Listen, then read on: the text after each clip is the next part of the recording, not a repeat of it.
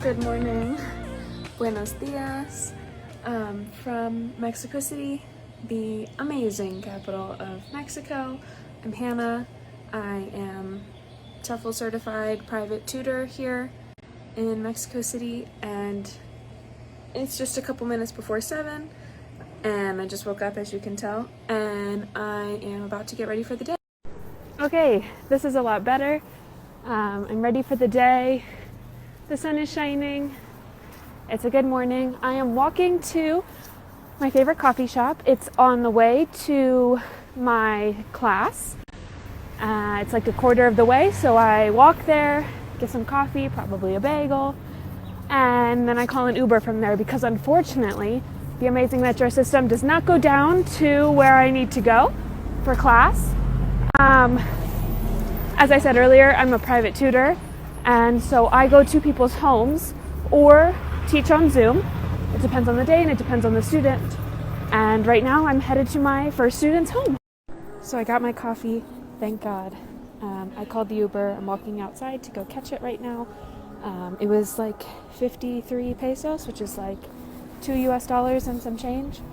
And it's going to take like 10 to 15 minutes depending on traffic. And then I have class at 8. And because I'll be busy for a few hours, I'm going to leave the Ask Me Anything box so we can accumulate some questions and we can talk about it when I finish. Class will be short today because actually both of my students have a test. So I'm off. Wish me luck. And on the next slide, you can ask me anything. This is my student, Patty. Hi, Patty. Hi, Hannah. Patty, are you nervous for your test today? Yes. Yes. No, don't be. And this is my student, Diego. Hi, Diego. Hi, everyone. Are you nervous for your test? Yes. Oh my gosh, no, don't be. I'm done with class. I'm early today because usually I finish at noon, but because of the tests and not actually having class, I'm finished at around 10 o'clock today, and I'm going to answer some questions. Okay, this is a common one. I'm going to try to make a very long story short.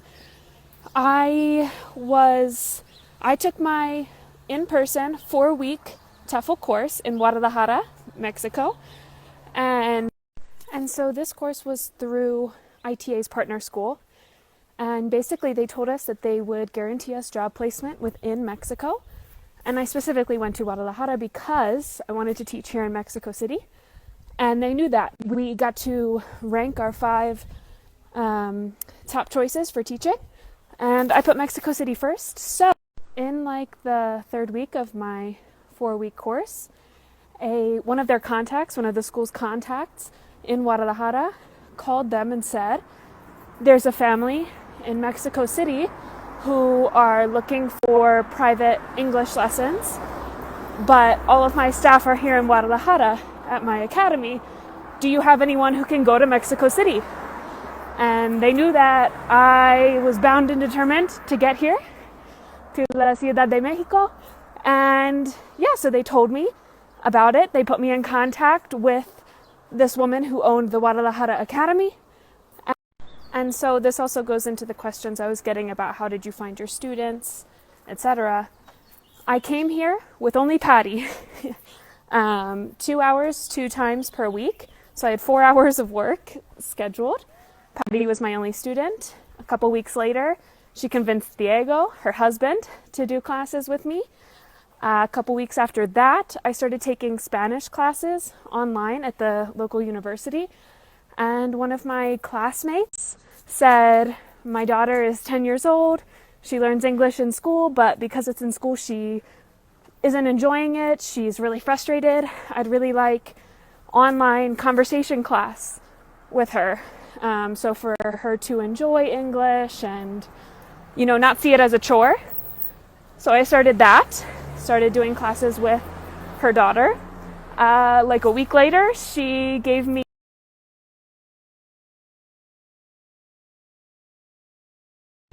So let's keep this between me and the 23,000 followers of ITA's Instagram, but I don't have a visa. Americans get 180 days when you enter Mexico.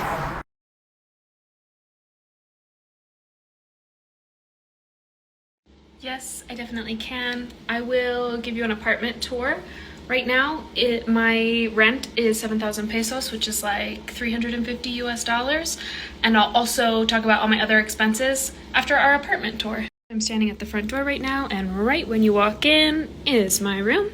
I have a desk, my 2 big closets that are very dirty, so I won't be opening, lovely windows, my decorations, my TV, a nice view. Hi.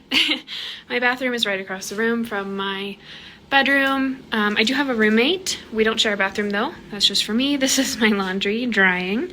This is our living room that we share and the kitchen that we share. My roommate is Mexican Colombian, and there's my melon.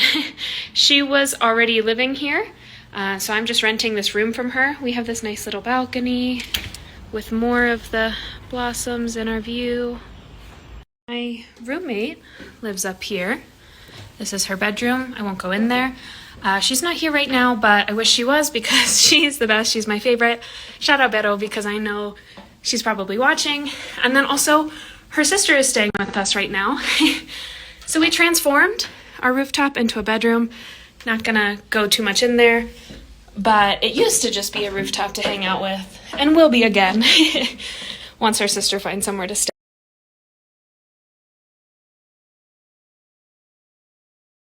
Having some spaghetti for lunch, and we'll start doing some freelance writing a little bit later, but I thought I would answer a few more questions. In short, yes, I do feel safe doing things alone here as a woman. However, of course, there are situations that have been uncomfortable and a little alarming. I would say that knowing at least survival Spanish or the language of whatever country you're considering would help with, the worried feelings, and knowing like what to shout in a dire situation. I've never had to shout. In Mexico City, nothing has ever happened to me. I feel generally safe here. I do avoid walking by myself, like after 9 p.m., I would say. But otherwise, keep your eyes on your things at all times. I don't think anything would happen to you here. I just think maybe you could get pickpocketed or something, in which case, don't put things in your back pocket. Be aware of where your possessions are. I don't always like to walk with both earphones in. I usually just put in one so I'm aware of my surroundings and not looking down at my phone a lot. But this is like the same everywhere in the world, right? Just be cautious, be aware. But yeah, no, I don't feel unsafe.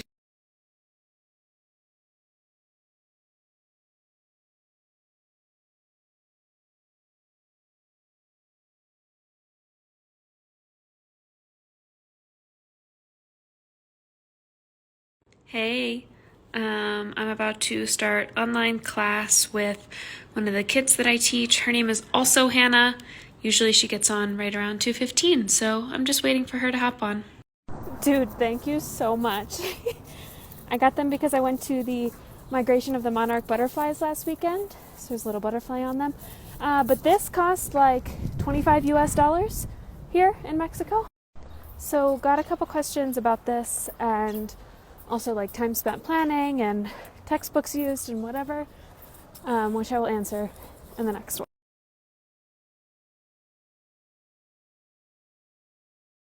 Another super great question. I actually live way south, like outside of the part where a lot of the expats go. I don't know if you know this, but Mexico City is a huge expat hub. There are people from all over the world, and most of these people live in a very concentrated area up in like the north of the city, kind of sort of north, to me north, called Roma and Condesa. These are like kind of the big expat neighborhoods. This is where everything is as well. Like, I'm vegan, so all the vegan food is up there. I do go up there a lot. However, I prefer staying down here. My colonia is called San Jose Insurgentes, and it's like a 20-minute drive from Roma and Condesa, and I don't mind. I either take an Uber or I take the metro. Super cheap, super quick. I'm actually going up there a little bit later. That's where I'm heading now to meet a friend for dinner. Yeah, because again, the super good vegan food is up there.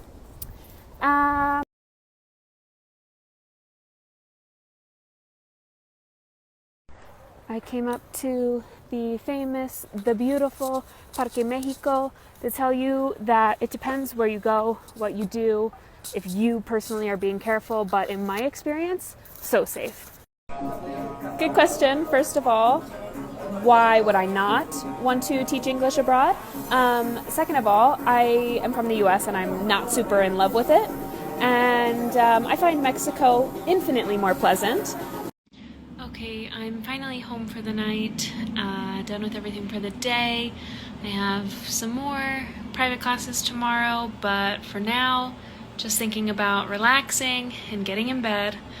But to answer this last question, honestly, I just happened upon it. It actually was about like how simple the visa process was and how soon the TEFL course was being offered.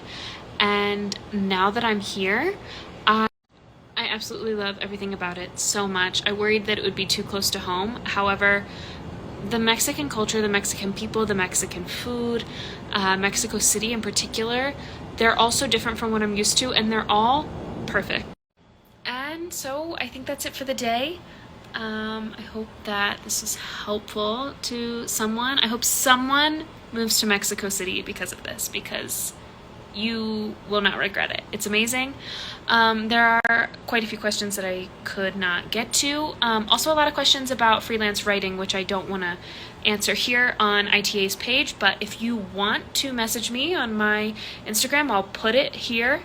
Please do. I'd be happy to talk more about it. And also, if you're interested in Mexico in general, you can follow my TikTok, which I'll also put here, because I don't really post much about Mexico on my Instagram, but my TikTok, I'm posting videos of Mexico all the time and all the fun travels and all that Mexico has to offer. So if you're interested, check it out. And thanks so much to ITA and to everyone for watching. And buenas noches.